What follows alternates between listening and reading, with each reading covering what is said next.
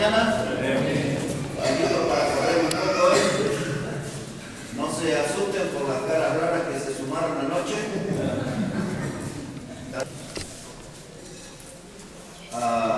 Aquí esta mañana está ahí Lucas Chocobar. Ahí levanta tu mano, Lucas, para que él es un centinela de la patria, es un gendarme, así que necesita ahí ayuda. Ahí está Lucas, a su lado está Juan. Si necesita que le arregle el televisor, él es un técnico en todo ese mundo de la electricidad. Al lado está Pablo. Pablo es uno de mis yernos, casado con Ruth, mi hija mayor. Y al lado está Leo. Leo habla poco, pero bien. Es el único que está en edad para el campamento de todo el mundo. Y el otro de barbita, que como es sordo, está gritando ahí en la cocina, ese es mi otro yerno. Y bueno, Hilal, que se escapó de la serie Brigada A. Ahí está, mírenlo. Ahí está. No sé lo que dijo, pero sigue. Bueno, ese es el equipo y como se dice en la Argentina, es lo que hay. Muy bien, vamos a la palabra, hermano. Quiero que busque ahí en su Biblia, por favor, la primera carta de Juan, el capítulo 2. Primera carta de Juan, el capítulo 2.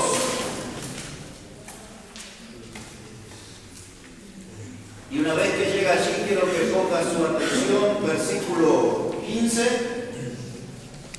Primera carta de Juan, el capítulo 2 y versículo 15. Dice la palabra de Dios: no améis al mundo, ni las cosas que están en el mundo.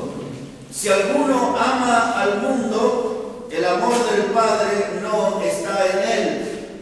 Porque todo lo que hay en el mundo, los deseos de la carne, los deseos de los ojos y la vanagloria de la vida, no proviene del Padre, sino del mundo. Y el mundo pasa y sus deseos, pero el que hace la voluntad de Dios permanece para siempre. Como habrá notado, en este pasaje hay una palabra dominante, es la palabra mundo.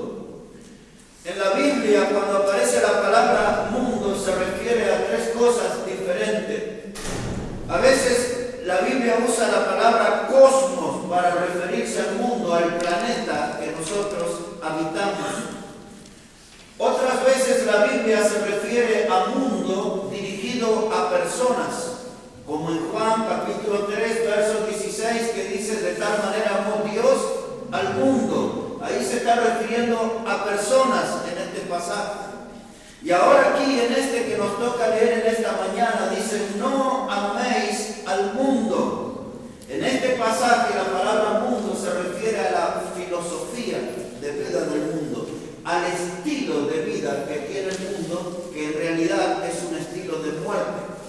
Y ese estilo de vida, esa manera de vivir que tienen los mundanos, es lo que Dios no quiere que nosotros amemos. Y luego pasa a describir a tres gigantes que nosotros tenemos que enfrentar en nuestra vida y tenemos que derrotar. Esos tres gigantes forman lo que yo le llamo el triángulo de la muerte. Y ese va a ser nuestro tema en esta mañana, el triángulo de la muerte. El primer gigante que usted ve ahí dice los deseos de la carne, los deseos de los ojos y la vanagloria de la vida. Esos son los tres gigantes que necesitamos enfrentar y son tres gigantes que necesariamente tenemos que derrotar. El triángulo de la muerte. Hace muchos años se hablaba de un lugar que le llamaban el Triángulo de las Bermudas. ¿Le llaman? Ese lugar desaparecían barcos misteriosamente, aviones desaparecían misteriosamente. Se tejían toda clase de versiones que allí, en ese lugar, estaba escondida la Atlántida, un continente perdido.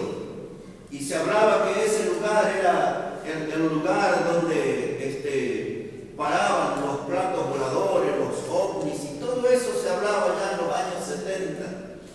Triángulo de las Bermudas. Era un lugar de terror, un lugar de muerte. Pero aquí este es el verdadero triángulo de la muerte. Los deseos de la carne, los deseos de los ojos y la vanagloria de la vida. Vamos a pedir a Dios que nos ayude en esta mañana a entender esta enseñanza. Oremos al Señor. Padre, gracias te damos en esta hora por Jesucristo y por su sangre preciosa que nos limpia de todo pecado. Yo pido en esta hora, Dios, que tú limpies mi vida, que me llenes con poder de lo alto y que pongas aceite fresco en este mensaje, que pueda ser una ayuda, una bendición para cada persona aquí en este lugar. Háblanos en esta hora, Dios, necesitamos de ti en esta mañana y lo pedimos en el nombre precioso de Jesucristo. Amén. Amén. Triángulo de la muerte. Lo primero que vemos aquí, hermanos, son los deseos de la carne. Vamos a ver qué es lo que tiene la Biblia para decir sobre esto. El último versículo de Romanos capítulo 13, verso 14, la Biblia habla de no satisfacer los deseos de la carne. Y ahora vamos a meternos a ver qué es este asunto de los deseos de la carne. Busque ahora conmigo la carta a los Gálatas, por favor, capítulo 5. La carta de Gálatas, el capítulo 5, y vamos a leer allí versos 16 en adelante. Gálatas, el capítulo 5, verso 16 en adelante. Y así nos dice la palabra del Señor. Gálatas 5, verso 16. Dice: digo pues, andad en el Espíritu, y no satisfagáis los deseos de la carne, porque el deseo de la carne es contra el Espíritu, y el del Espíritu es contra la carne, y estos se oponen entre sí, para que no hagáis lo que quisiereis. Pero si sois guiados por el Espíritu, no estáis bajo la ley. Y manifiestas son las obras de la carne, que son adulterio, fornicación, inmundicia, lascivia, idolatría, hechicería, enemistades, pleitos, celos, iras, contiendas, disensiones, herejías, envidias, homicidios, borracheras, orgías y cosas semejantes a estas, acerca de las cuales os amonesto. Ya os lo he dicho antes, que los que practican tales cosas no heredarán el reino de Dios. Entonces, primero la Biblia nos desafía a no satisfacer los deseos de la carne. Luego nos habla que los deseos de la carne están enemistados con el Espíritu. Dice, estos se oponen entre sí. La obra del Espíritu Santo va por un carril, los deseos de la carne van por otro opuesto.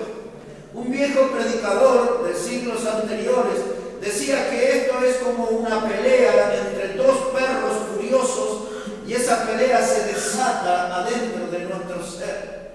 Nuestra carne quiere pecar. Nuestra carne tiene esa tendencia, tiene esos deseos. Cada día nosotros queremos pecar. Aún pensando que soy un predicador por más de 30 años, todavía vivo en una carne que quiere pecar. Y cada día, aunque yo he educado esta carne y he controlado esta carne y dominado esta carne, cada tanto esta carne aparecen deseos de pecar, deseos carnales. Ahora, ninguno de nosotros está exento, y la única forma de liberarnos de los deseos carnales es en el tiempo que vamos a estar delante del Señor.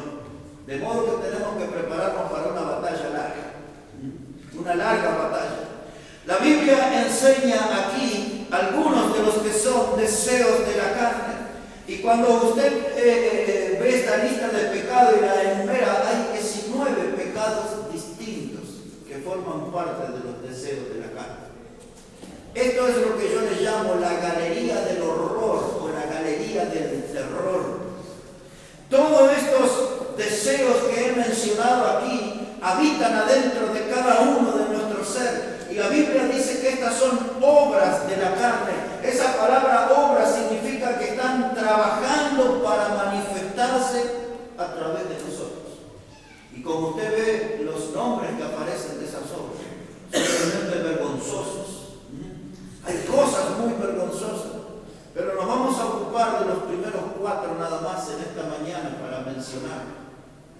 primero que aparece como deseo de la carne a no satisfacer es el adulterio.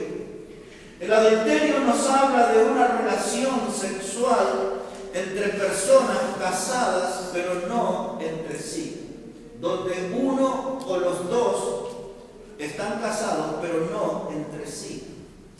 Y luego la Biblia habla de la palabra fornicación. La palabra fornicación se refiere a una relación sexual entre dos personas solteras. Ahora, tanto el adulterio como la fornicación son moneda corriente en nuestra sociedad.